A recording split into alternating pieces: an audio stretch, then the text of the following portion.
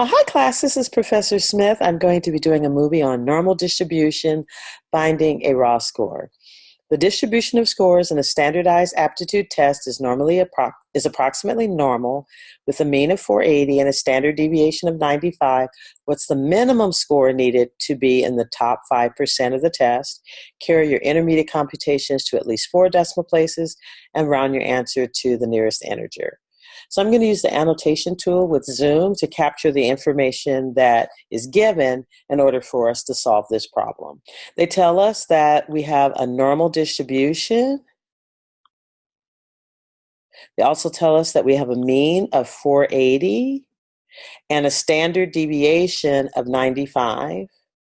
And we want to find the minimum score needed to be in the top 5%. So I'm going to draw the normal distribution. Now don't laugh at my drawing. This is using the my finger and the mouse pad. That's not pretty bad if I do say so myself. So it's supposed to be symmetric. It has a mean of 480, so we use the the Greek notation for the letter mu. Looks like a U, sort of. So mu equals 480. And sigma is equal to 95, and that's the notation for the population standard deviation, just like mu is the symbol for the population mean. This is a distribution of X values, and those X values are scores on a standardized aptitude test, and it's telling us it's normally distributed. It says the top 5%, so top represents on the right-hand side, and they're saying that it's 5%, so that's area underneath the curve, and I'll shade it, is going to be 5%. And we want to find a particular X value, and I'll label that one a different color. I'll call it pink. I want to find the particular value X such that it gives me the minimum score to be in the top 5%. It turns out there's a formula that relates a normal distribution to the standard normal distribution.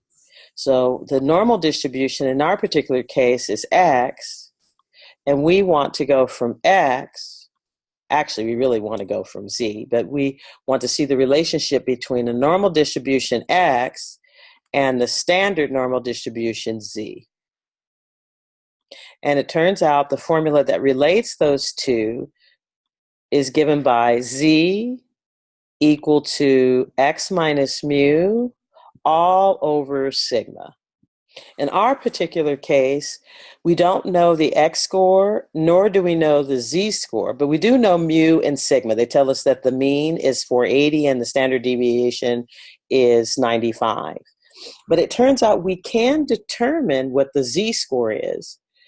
It turns out when we look at the normal distribution, and I'll make it a different color, the standard normal distribution has a mean of 0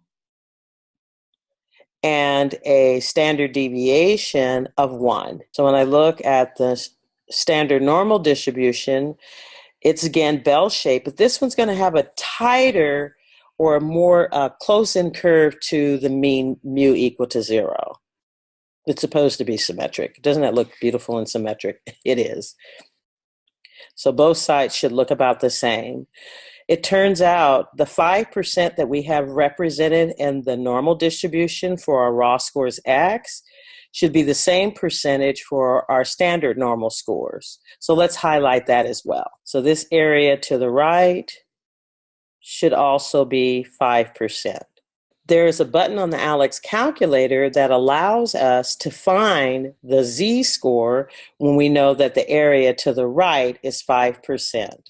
And that button is ZBox. So we're going to do ZBox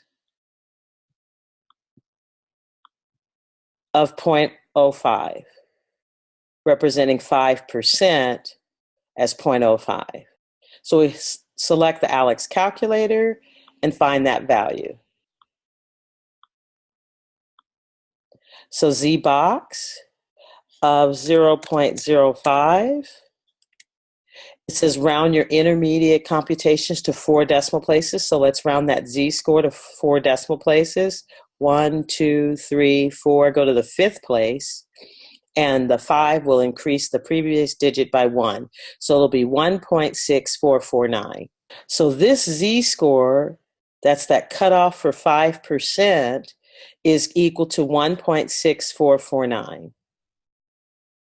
So that value there is 1.6449 if the area to the right is 5%. So now we have Z, we also have mu and sigma, but we don't have X.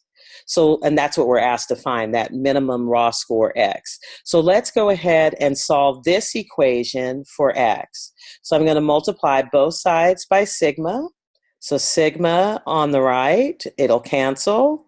And then I'm going to multiply Z times sigma. Then I'll have Z times sigma is equal to X minus mu. Then the next thing I'm going to do is add mu to both sides. So when I add mu to both sides, on the right, the mu's will cancel. And so I have X is equal to mu plus Z times sigma. So it turns out that's the formula we're going to use in subsequent problems. So we're going to write that one down, that X is equal to, and let's change the ink color to blue, is equal to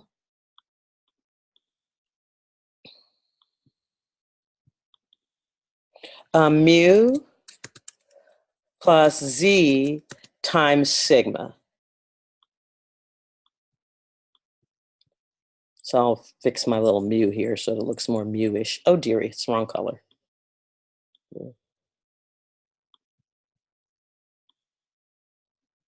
And Z times sigma. So that formula I'm going to put in a box.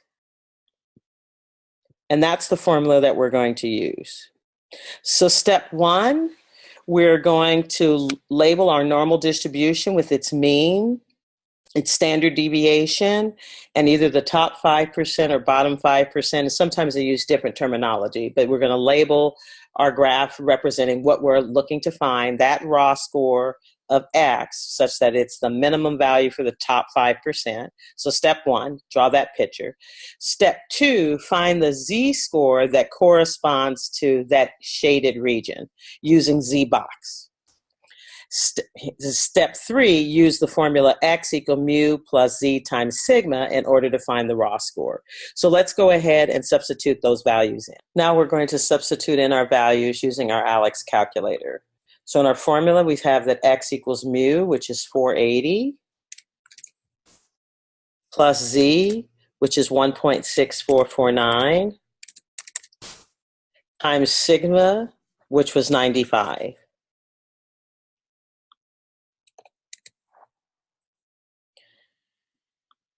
It says round our answer to the nearest integer, so we take 0.2, and 636.2 is closest to 636. So our raw score is 636. So let's draw that in our picture.